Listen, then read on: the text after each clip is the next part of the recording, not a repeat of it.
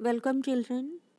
आज की worksheet number 37 प्रकाश, छाया एवं परावर्तन, दर्पण और परावर्तन के बारे में जानेंगे आज हम।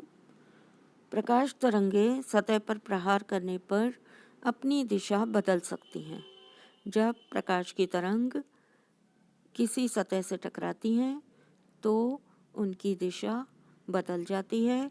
बच्चों, आपको पता है कि प्रकाश सीधी रेखा में गमन करता है, मगर जब प्रकाश की किरणें किसी सतह से टकराती हैं तो टकराने के बाद उनकी दिशा बदल जाती है। इसे हम कहते हैं परावर्तन। दर्पण एक वस्तु है जो प्रकाश को परावर्तित कर देती है। दर्पण क्या होता है बच्चों?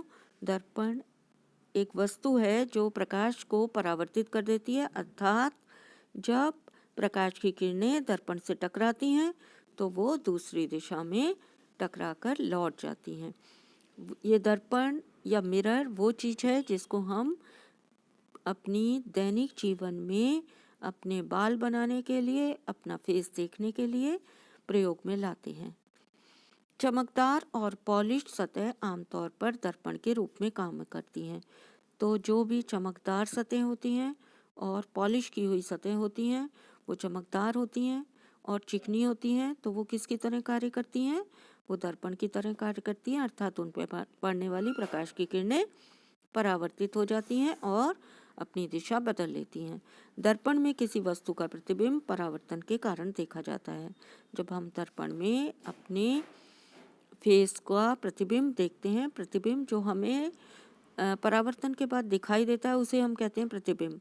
तो दर्पण में दिखने वाली हमारी शक्ल या फेस या किसी वस्तु का जो आपको प्रतिबिंब दिखाई देता है वो क्या होता है? वो परावर्तन के कारण देखा जाता है।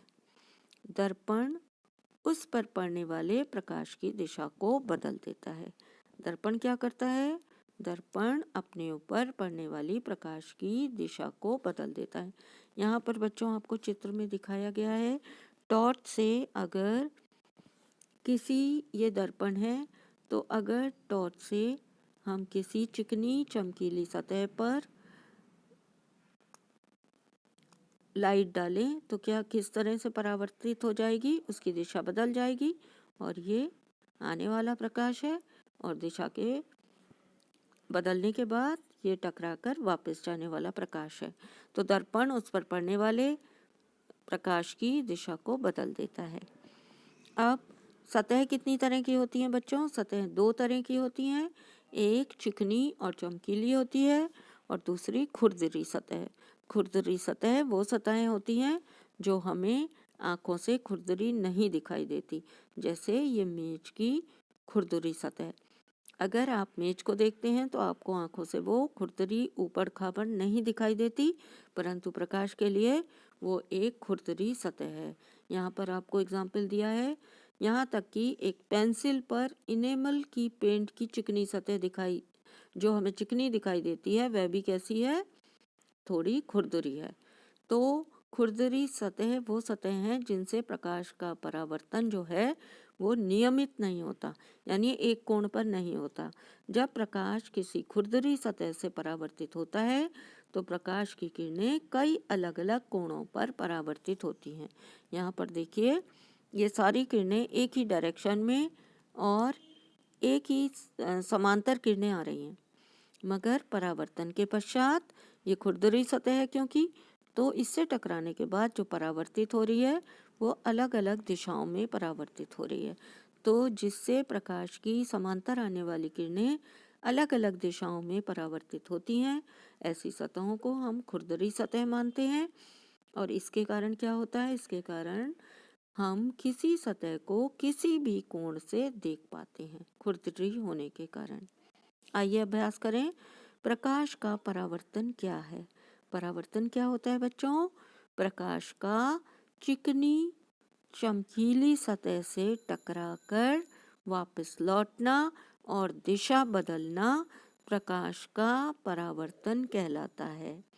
क्या होता है परावर्तन?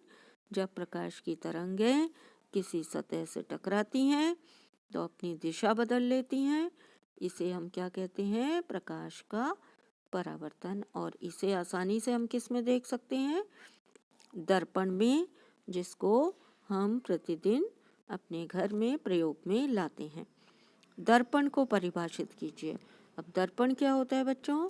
दर्पण वो चिकनी और चमकीली सतह है जिस पर जब प्रकाश की किरणें पड़ती हैं तो वो प्रकाश को क्या कर देता है? परावर्तित। और आप दूसरी लैंग्वेज में, दूसरे शब्दों में कह सकते हैं, दर्पण एक वस्तु है जो प्रकाश को परावर्तित कर देता है या अपने ऊपर पड़ने वाले प्रकाश की दिशा को बदल देता है। क्वेश्चन नंबर 3, क्या होता है जब प्रकाश किरण दर्पण पर पड़ती है? तो बच्चों, दर्पण पर जब कोई प्रकाश की किरण पड़ती है तो क्या होता है? उसमें नियमित परावर्तन होता है। नियमित परावर्तन कैसा होता है? ये जो आपको चित्र में दिखाया गया है, यह नियमित परावर्तन कहलाता है। जब प्रकाश की किरण दर्पण पर पड़ती है तो परावर्तन के पश्चात प्रकाश की किरणों की दिशा बदल जाती है और सभी प्रकाश की किरणें एक कोण पर परावर्तित होती हैं। क्वेश्चन नंबर 4, परावर्तन के लिए चमकदार सतह की आवश्यकता क्यों होती है? चमकदार सतह की आवश्यकता इसलिए होती है, चमकदार सतह से होने वाला परावर्तन जो है वो नियमित परावर्तन होता है और प्रकाश की अधिक से अधिक मात्रा परावर्तित हो जाती है, जबकि खुरदरी सतह से प्रकाश की जो मात्रा है वो अधिकांश प्रकाश अवशोषित कर लिया जाता है और कम मात्रा में प्रकाश परावर्तित होता है, तो बनने वाला प्रतिबिंब हमें कम स्पष्ट दिखाई देता है। अगर परावर्तक सतह या परावर्तन के लिए हम चमकदार सतह का उपयोग करते हैं तो जो हमें प्रतिबिंब दिखाई देता है वो कैसा होता है बच्चों? वो बहुत साफ प्रतिबिंब दिखाई देता है। बनने वाला जो प्रतिबिंब है वो हमें साफ दिखाई देता है। तो परावर्तन के लिए हम दर्पण का या चिकनी चमकीली सतह का प्रयोग करते हैं। किन्हीं 2 पदार्थों के नाम लिखिए जो अच्छे परावर्तक हैं। अच्छे परावर्तक अर्थात चिकने और चमकीले हैं। दर्पण के अलावा और किससे आप परावर्तन देख सकते हैं? पॉलिश की हुई सरफेस से। अगर हम धातु को पॉलिश कर दें तो पॉलिश की हुई जो सरफेस है उससे, और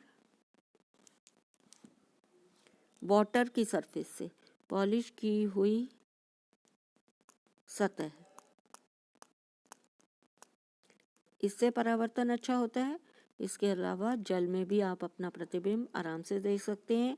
आप घर में पानी की बाल्टी में पानी भर के रखिए, साफ पानी, और उसमें अपना प्रतिबिंब देखने की कोशिश कीजिए, आपको अपना चेहरा दिखाई देगा। इसके अलावा आप पॉलिश की हुई लकड़ी में भी अपना प्रतिबिंब देख सकते हैं और ग्लास में भी आप अपना प्रतिबिंब देख सकते हैं।